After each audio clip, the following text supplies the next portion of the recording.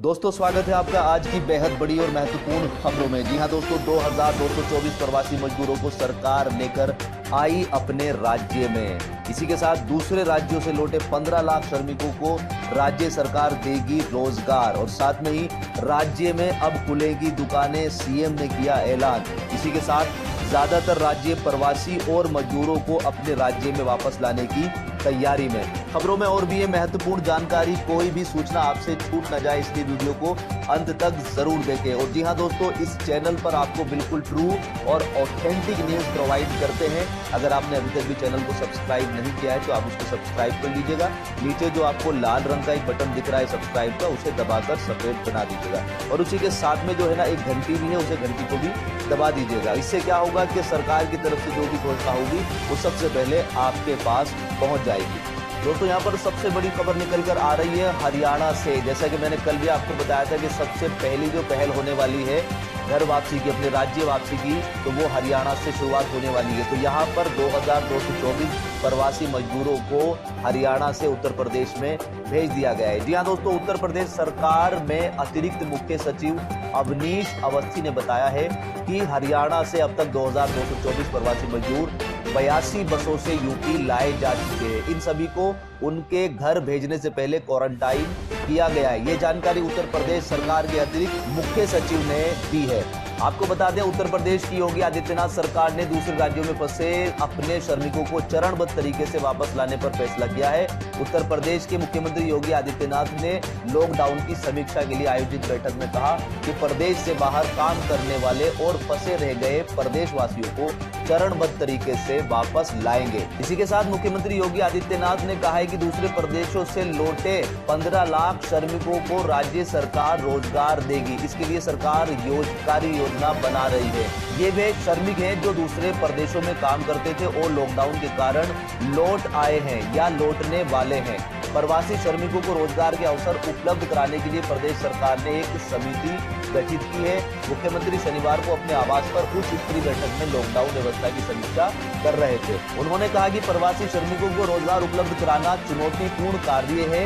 पंचायती राज विभाग के प्रमुख सचिव मनोज सिंह को निर्देश किया कि ग्राम प्रधानों के माध्यम से मनरेगा और गांवों के विकास कार्य को आगे बढ़ाया जाए।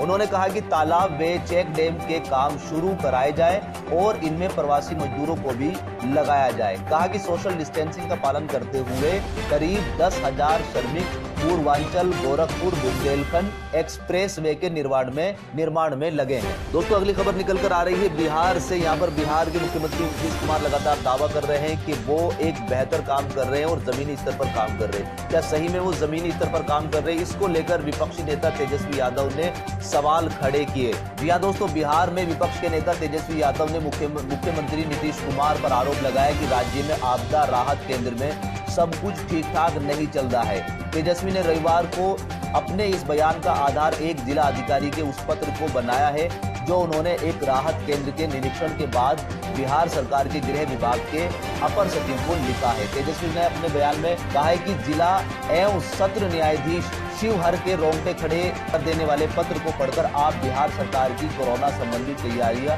बचाव और उपचार का अंदाजा लगा जा सकते हैं। उन्होंने कहा, मैं पहले दिन से कह रहा हूं कि बिहार भगवान भरोसे चल रहा है। प्रतिहारी बिहार सरकार कोरोना के नाम पर बस खाना पूर्ति कर रही है। सरकार की ना कोई समेकित योजना है और ना ही दृष्टि है। सरकार की ना कोई प्रोएक्टिव अप्रोच है और ना ही रिएक्टिव। इसके बाद तेजस्वी ने कहा कि बिहार में हालात बदतर होते जा रहे हैं। जरूरी टेस्टिंग नहीं हो रही है, ना ही आवश्यक संख्या में टेस्टिंग किट्स, वेंटिलेटर उपलब्ध हैं। और साथ में उन्होंने कहा कि बाहर फंसे 17 लाख बिहारियों को निकालने की भी कोई व्यवस्था नहीं है, ना ही अप्रवासी कामकाजों और छात्राओं को वापस लाने की कोई बिहार की मंशा है। तेजस्वी ने आगे कहा कि राज्य सरकार पूर्णतः असहाय, असमर्थ और थकी हुई नजर आ रही है। राशन वितरण में धांधली की खबरें आ रही है। लाभार्थियों को गला सड़ा अनाज बांटा जा रहा है। क्वारंटाइन केंद्रों में कोई भी सुविधा नहीं है। जांच रिपोर्ट में लगातार गड़बड़ी उजागर हो रही है। सरकार द्वारा जारी आंकड़ों में कोई भी स्थिरता, पारदर्शिता नहीं है। पुलिसकर्मियों और स्वास्थ्य कर्मियों के पास जरूरी स्वास्थ्य सुरक्षा उपकरण उपलब्ध नहीं है। जरूरतमंदों तक मदद और सामग्री नहीं पहुंच रही है। बिहार में सबसे कम टेस्ट हो रहे हैं। यहीं पर दोस्तों अगली खबर निकल कर आ रही है दिल्ली से। दिल्ली के मुख्यमंत्री अरविंद केजरीवाल ने वीडियो कॉन्फ्रेंस के जरिए दिल्ली वासियों को संबोधित किया। कोरोना वायरस पर चर्चा करते हुए उन्होंने कहा कि पिछले रविवार को हमने लॉकडाउन जारी रखने पर चर्चा की थी। इसमें किसी तरह की रियायत नहीं दिए जाने का फैसला लिया गया था।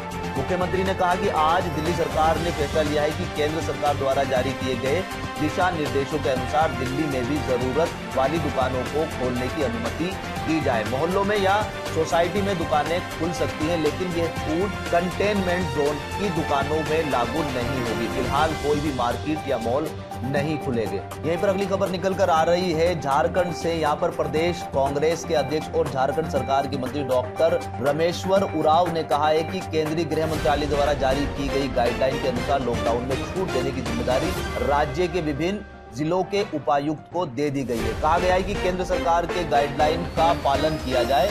अगर केंद्र सरकार छूट से संबंधित कोई नई गाइडलाइन जारी करती है तब भी जिले के उपायुक्त अपने क्षेत्र का मूल्यांकन करें और उसके बाद ही ढील को लागू करें। डॉक्टर उरांव ने कहा कि इस संबंध में सारी बातें क्लियर हैं। जिले के उपायुक्त अपने क्षेत्र की समीक्षा करते हुए अपना निर्णय लेंगे।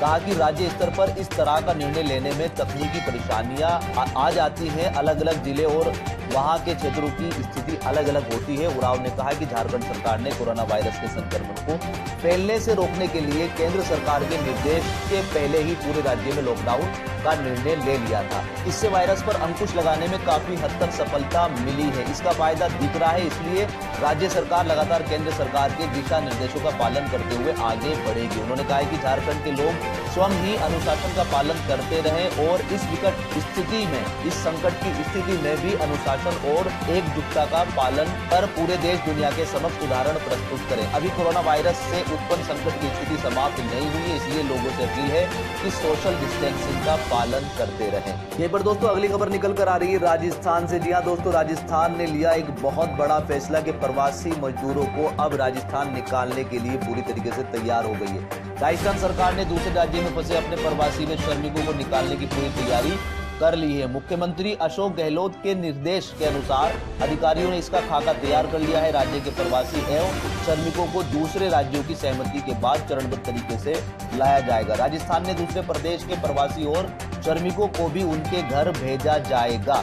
शनिवार को वीसी के जरिए उच्च स्तरीय बैठक में मुख्यमंत्री अशोक गहलोत ने बताया कि प्रवासियों और श्रमिकों को हेल्पलाइन नंबर 1800 18 061 27, एक बार और देख लीजिएगा, सुन लीजिएगा, 1800 18 061 27 और वेबसाइट पोर्टल ई मित्र मोबाइल और इसके अलावा ई मित्र कियोस्क पर अपना पंजीकरण करवाना होगा। जी हाँ दोस्तों, यहाँ पर आप ध्यान से समझ लीजिएगा, पहले आपको पंजीकरण करवाना होगा। पंजीकरण के बाद राज्य सरकार संबंधित राज्य सरकार से सहमति प्राप्त करेगी। पंजीकृत प्रवासी और श्रमिकों की संख्या के अनुसार उन्हें तय तिथि और समय पर अपने घर जाने की व्यवस्था की जाएगी। जो व्यक्ति अपने वाहन से आना चाहेगा उसे पंजीकृत में उसका उल्लेख भी करना होगा। कोई भी व्यक्ति अपनी मर्जी से फिलहाल सड़कों पर नहीं निकले और ना ही रवाना हो। तो ये एक बड़ा फैसला लिया गया है राजस्थान सरकार से। मैं आपको एक बार फिर बता देता हूँ, पहले आपको यहाँ पर रजिस्ट्रेशन करना होगा, उसके बाद सरकार संख्या का अनुमान लगाएगी और फिर जिस राज्य में भी आप हैं उस राज्य के मुख्यमंत्री से बात होगी और फिर आप राजस्थान की ओर रवाना हो सकेंगे। तो दोस्तों, ये थे आज के कुछ महत्वपूर्ण समाचार। उम्मीद करता हूं कि वीडियो आपको पसंद आई होगी। अगर वीडियो आपको पसंद आएगी तो दोस्तों वीडियो को जरूर लाइक कीजिएगा, लाइक करना मत भूलिएगा। और साथ में अगर अभी तक भी आपने चैनल को सब्सक्राइब नहीं किया है तो चैनल को सब्सक्राइब कर लीजिएगा। और मेरी आपसे हाथ जोड़कर विनती है कि अपना ख्याल रखिएगा, सोशल डिस्टेंसिंग के साथ रहिएगा और अपने साथ साथ अपने पड़ोस का भी ख्याल रखें। पड़ोस में कोई भी भूखा ना सोए, ये जिम्मेदारी हम सभी लोगों की बनती है। तो आज की वीडियो में इतना ही। God bless you, bye bye.